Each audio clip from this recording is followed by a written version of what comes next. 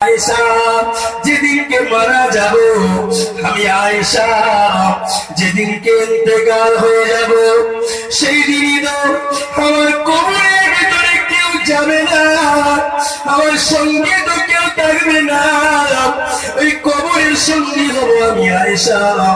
আমার সাদা কাফন আর আমার আমাল, ইয়া রাসূলুল্লাহ ইয়া হাবিবাল্লাহ, যেদিনকে বিচার হবে কিয়ামতের মাঠ ময়দানে বসে, যেদিনকে আল্লাহ একটা সূর্যের 12টা মুখ করে দেবে, ওই দিনকে সূর্য মাথার নিকটে চলে আসবে, গুনাহগারদের মাথার ঘিলুটা টকবক টকবক টকবক টকবক টকবক করে পড়তে লাগবে।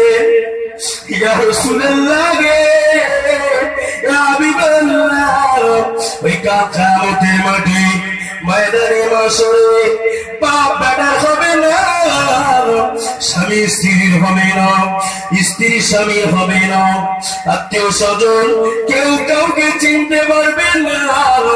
হুজুর কিয়ামতের মাঠে ময়দানে মাশরে আপনি কি আমাদের কথা চিন্তা করবে?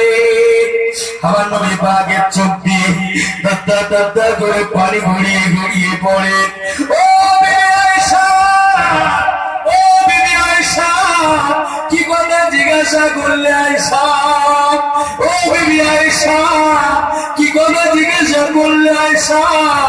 আমি রাসূলুল্লাহ কালকে আমাদের মাঠে ময়দানে মাশরে আমার গুনাহগার উম্মত উম্মতিরা তারা পাগলের মতো ছুটুছুটি ছুটুছুটি ছুটুছুটি করতে থাকবে। অন্য অন্য নবী আলাইহিমুস সালাম তাদের জবান থেকে একটাই বার্তা হবে, ইয়া নাফসি।